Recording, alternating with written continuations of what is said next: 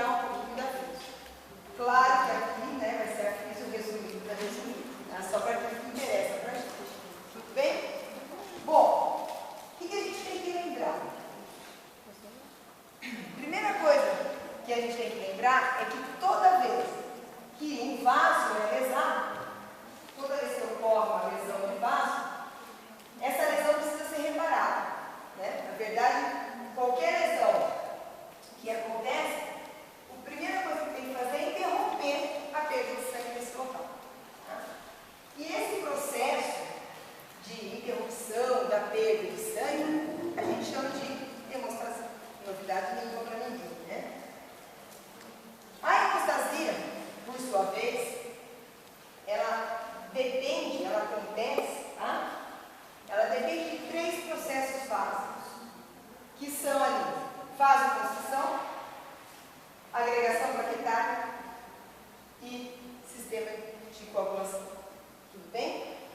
Bom, então quem vai estar envolvido nessa hemostasia? Quais os processos envolvidos para controlar essa perda de sangue? Esses 3 basicamente: vasoconstrição, tampão plaquetário e coagulação. A vasoconstrição, essa vasoconstrição inicial, tá, imediata, ela acontece ela é desencadeada, né, é reflexa a própria dor da lesão, né, e também pela ação de tromboxano, que é vasoconstritor. Tudo bem? Os outros 2 processos são um pouquinho mais complexos, né, e envolvem outras substâncias. Para matar a saudade, tampão plaquetário. Tá? Como que acontece a formação do tampão plaquetário? Bom, tudo tem que começar com a ativação da plaqueta. Essa plaqueta, quando a plaqueta entra em contato, né, com o vaso lesado, ela é ativada, ocorre a ativação plaquetária. Como consequência dessa ativação, a plaqueta, ela muda de tamanho, ela muda de forma, ela muda de viscosidade, ela emite pseudópodes. E, além disso, a plaqueta também, ela vai liberar ADP e tromboxano. Bom, então se a gente olhar para esse esquema aqui, né, a plaqueta está inativa, entrou em contato com o vaso, liberou ADP, se tornou ativa. Tá? Então, a liberação de ADP, a liberação de ADP junto com a liberação de tromboxano ativa outras plaquetas, que aí, por sua vez, também vão mudar de formato, vão mudar de tamanho, vão mudar de viscosidade, vão emitir pseudópodes e liberar ADP e tromboxano. É assim que vai se formando o tampão plaquetário. Né? A plaqueta ativa a plaqueta vizinha, que ativa a vizinha, que ativa a vizinha, e elas vão se agrupando. Tá? Para fechar esse tampão, existe uma outra coisa importante, que é a expressão de um receptor de glicoproteína, que a gente chama de receptor de glicoproteína 2B3A. Tá? Então, qual é o papel desse receptor na agregação plaquetária? O que vocês viram? O que o receptor de glicoproteína faz? Ou ele é receptor para quê? Para fibrinogênio. Tá? O receptor do 2B3A, ele é um receptor para fibrinogênio. E é justamente o fibrinogênio que vai terminar de amarrar, né, de maneira bem grosseira, esse tampão plaquetário, que vai dar a firmeza para o tampão plaquetário. Tudo bem? Tranquilo até aí? Alguma novidade? Aqui só um esqueminha para a gente ver as plaquetas, os receptores 2B3A e o fibrinogênio ligando uma plaqueta a outra.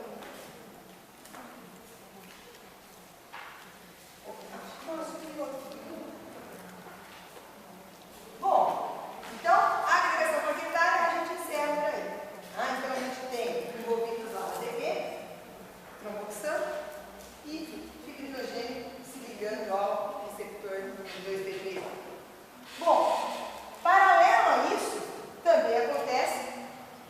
ativa a cascata de coagulação.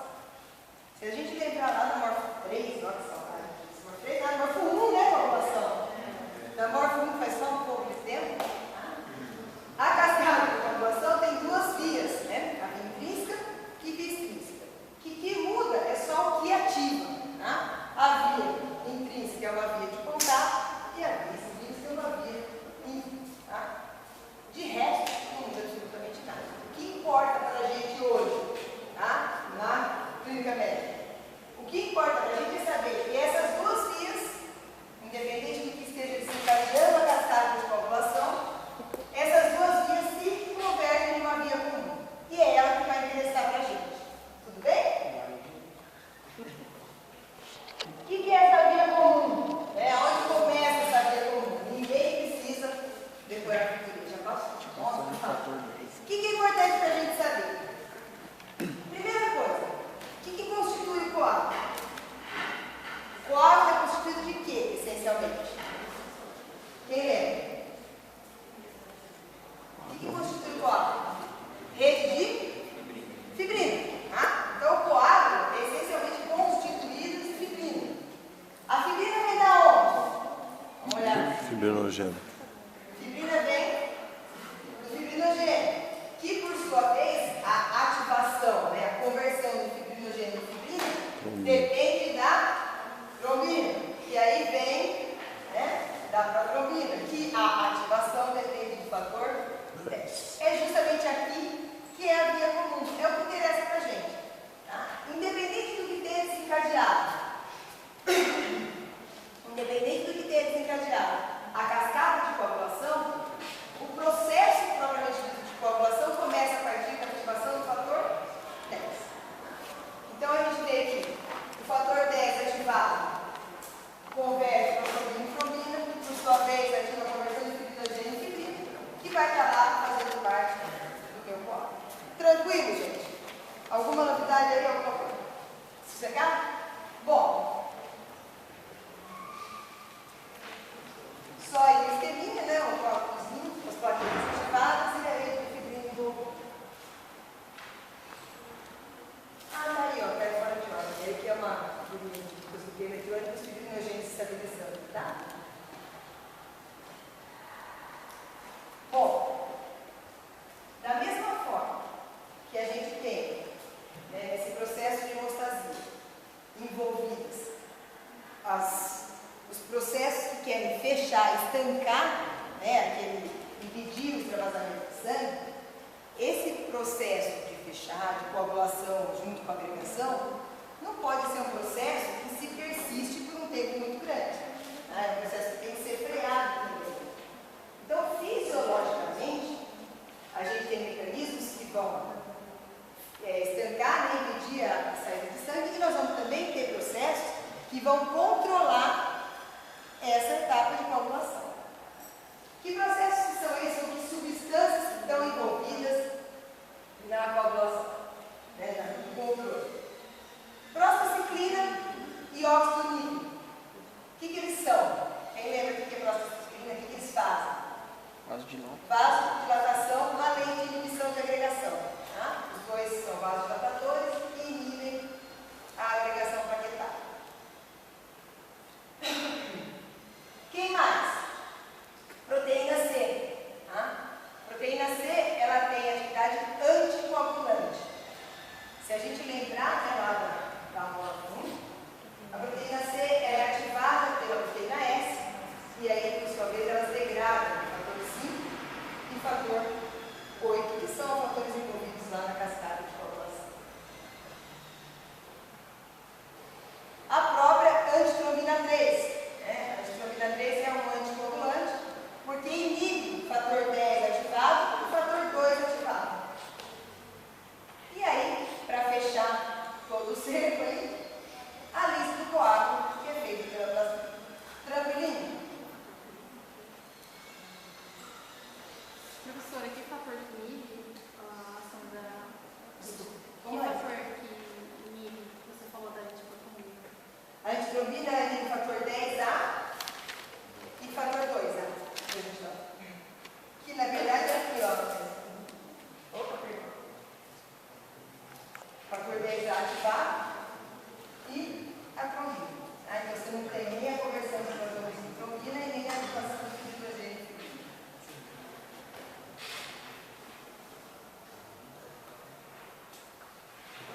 Tranquilo até aí, gente? Então vamos aos nossos fatos. Antes de falar deles, se a gente pensar em cima do que a gente acabou de falar e quiser controlar o processo de formação de trombo, né, farmacologicamente, como que a gente pode intervir? A gente pode intervir na agregação plaquetária, que é um dos objetivos de hoje. A gente pode interferir na coagulação e ainda pode interferir também na quebra do tronco, da fibrose. Vamos começar então? Primeiro grupo aqui. Tranquilo, essa parte inicial sem problema, né? Então vamos ao primeiro grupo. Anticoagulantes.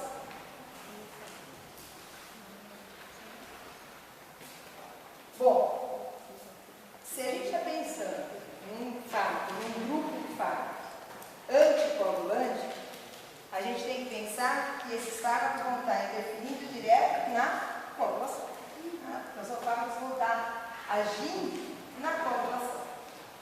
A gente tem um primeiro grupo aí, que a gente chama de quelantes de cálcio, que do ponto de vista de terapia, eles não têm importância, eles são usados para poder, assim, na coleta de sangue, quando eu quero soro, quando eu quero plasma, outro objetivo, então não vem ao caso aqui. Tá? E a gente tem os nossos anticoagulantes. Bom, os anticoagulantes, os fármacos anticoagulantes, a gente divide em dois grandes grupos. Os anticoagulantes de uso parenteral e os anticoagulantes de uso oral. Os de uso parenteral, por sua vez, a gente ainda divide em outros dois grupos. Então, nós temos de uso parenteral as heparinas e os não heparinos. Os de uso oral, só para antecipar um pouquinho, são os cuparinos. A varfarina é o representante mais seguro aí que a gente vai falar. Bom, vamos falar um pouquinho das heparinas. Tá? As heparinas, nós temos dois tipos de heparina. As heparinas não fracionadas e as heparinas fracionadas. Alguém viu algum outro nome para isso? Baixo peso e alto peso. As heparinas não fracionadas são as heparinas de alto peso molecular. E as fracionadas, por sua vez, de baixo peso molecular. Bom, essas heparinas, embora a ação seja bastante parecida, as heparinas se diferem em vários aspectos, principalmente do ponto de vista de cinética e segurança. Então, nós vamos dar uma comparadinha nelas aí. Bom, primeira característica, nenhuma delas tem absorção por via oral, nenhuma heparina. Isso acontece por conta de carga e de tamanho.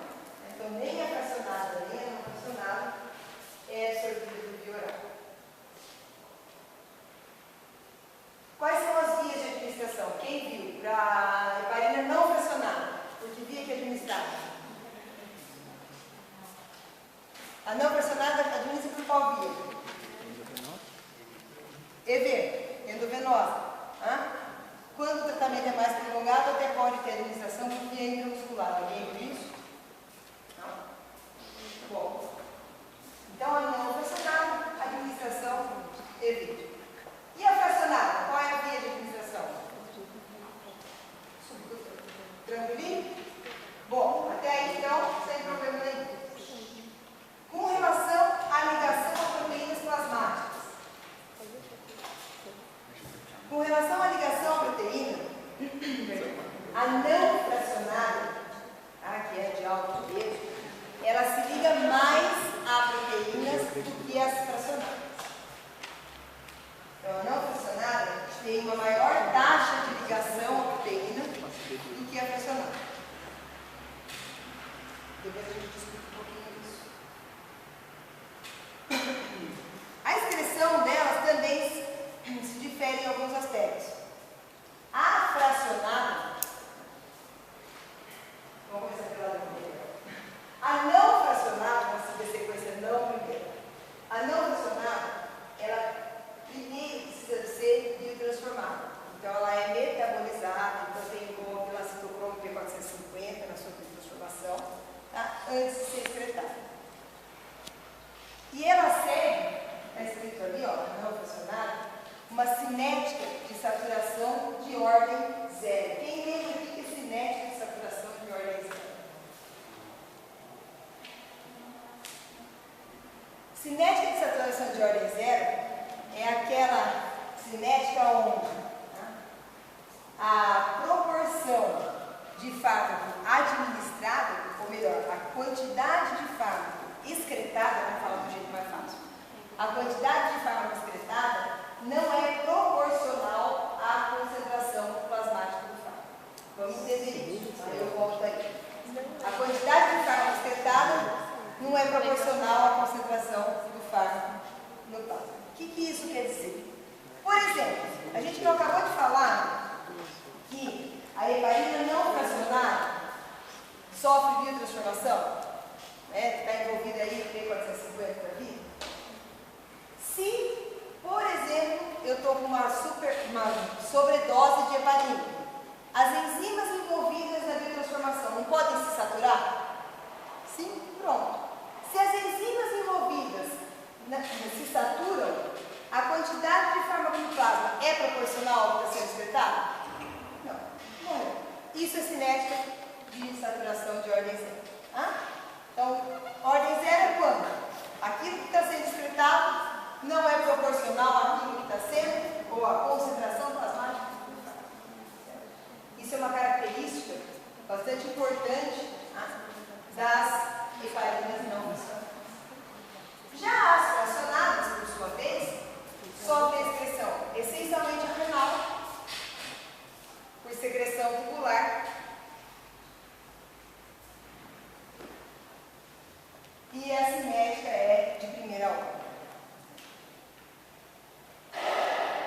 O que é cinética de primeira ordem, então?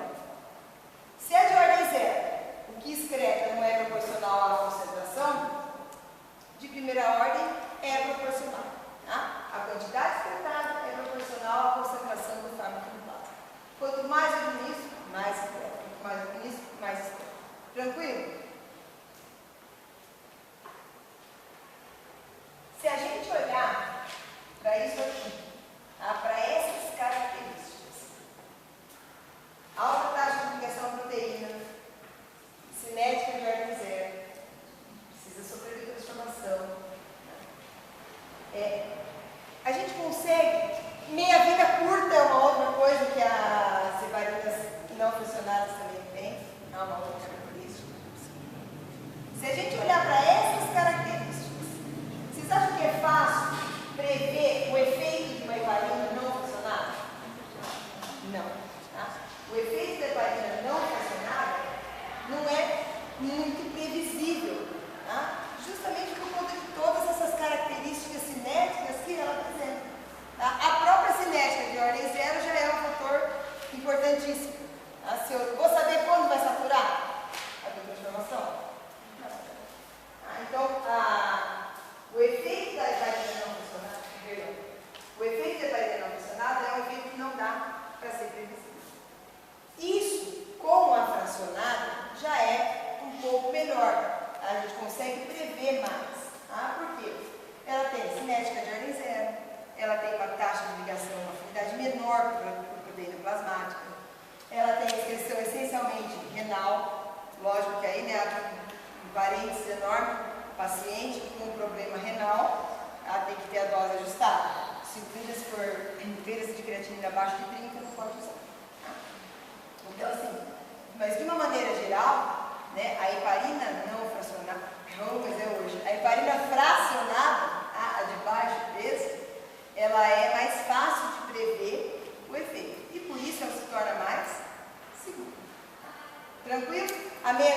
também é mais longa, o que permite a administração dela 2 vezes diárias, tá? Então, o que se recomenda? Tá? Quando se faz a heparinização com heparina não fracionada, tem que monitorar a atividade do TTPA. TTPA é a mais fidedigna porque avalia a via intrínseca lá e a via comum. Tudo bem? Dúvidas, gente, até aí? Vocês viram isso? Vocês discutiram isso ou não? Sim ou não? Não? Ninguém nem viu, nem leu. Não?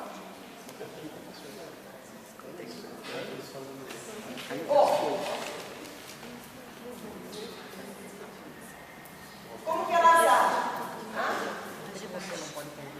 O mecanismo de ação delas é muito parecido. As duas, tanto a não funcionada quanto a funcionada, são cofatores da antitrombina 3. E qual é a importância de ser um cofator de antitrombina 3?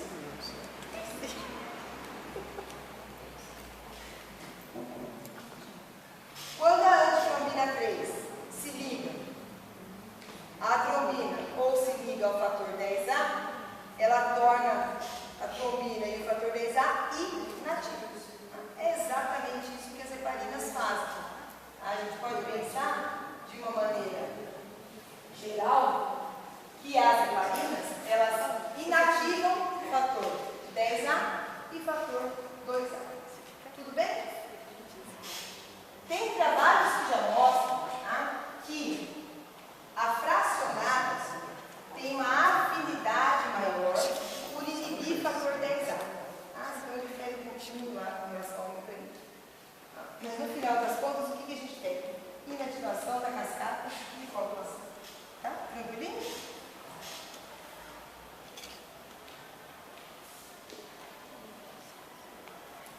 Para que pode usar? Isso vocês viram? Para que pode usar uma heparina? Generaliza para os alunos, né? Para tudo, né? Tudo que eu quero, anticoagulação. Então processos para prevenção, prevenir e tratar trombose venosa, tromboembolismo pulmonar, infarto, a angina instável, quando eu tenho uma situação de coagulação intravascular disseminada por qualquer razão, e aí em outros usos aí que vocês deram uma olhadinha.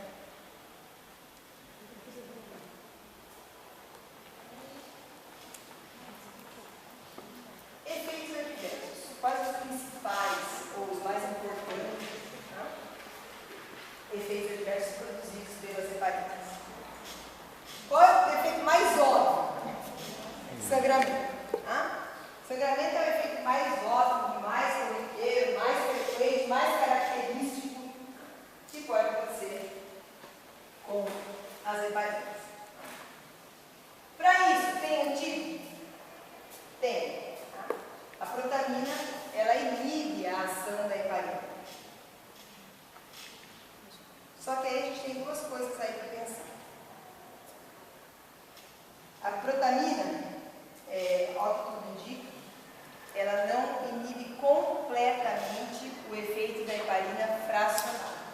Ela não é tão eficaz para controlar o sangramento provocado pela heparina fracionada. Ela é mais eficaz para não fracionada. Isso é uma coisa que a gente tem que pensar. A outra coisa que também a gente tem que prestar um pouquinho de atenção é que quando for usar a protamina como antídoto da heparina, a dose tem que ser baixa. Doses altas da protamina também podem causar hemorragia. Então tem que tomar um pouquinho de cuidado na administração quando a gente pensa na utilização de doses mais elevadas. Oi? Ela é mais efetiva para não fracionar. Para fracionada tem trabalhos que falam que ela não consegue reverter completamente a hemorragia provocada. E aí, se for usar em altas doses, na verdade não pode usar em altas doses, uma vez que ela também pode causar hemorragia. E outros, vou deixar esses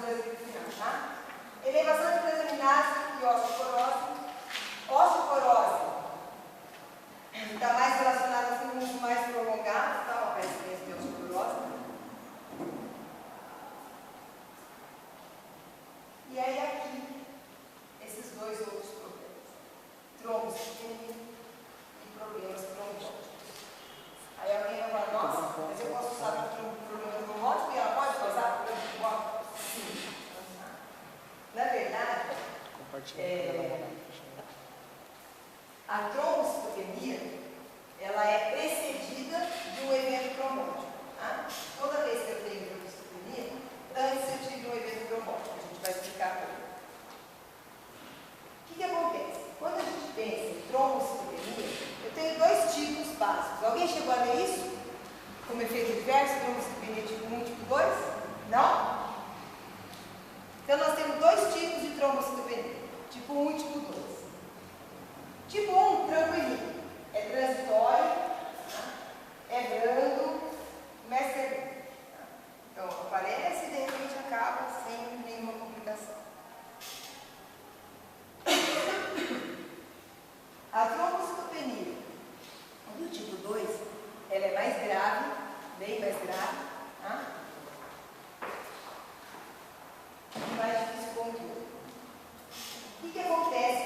Por que acontece trombocitopenia tipo 2? Existem alguns indivíduos onde a IgE, onde produzem IgE, durante a utilização de heparina, e a IgE ativa a plaqueta, certo? Uma vez ativada a plaqueta, essa plaqueta vai liberar o fator 4. Fator 4 plaquetário, tá? Não de coagulação. A plaqueta libera fator 4. Quando ela libera o fator 4, a heparina se liga a ele. Você viu? O fator 4 se liga, a heparina e o fator 4 se ligam e formam um complexo. Tá? Essa formação de complexo heparina-fator 4 é mais frequente com a de alto peso do que com a de baixo peso. Tá? Por conta do que será? Afinidade de proteína. A de baixo peso não tem menos afinidade? Então se diga menos. Então a gente tem a IgE ativando plaqueta, a plaqueta liberando o fator 4 plaquetário, formação de complexo. Esse complexo, heparina fator 4, desencadeia uma reação imunológica.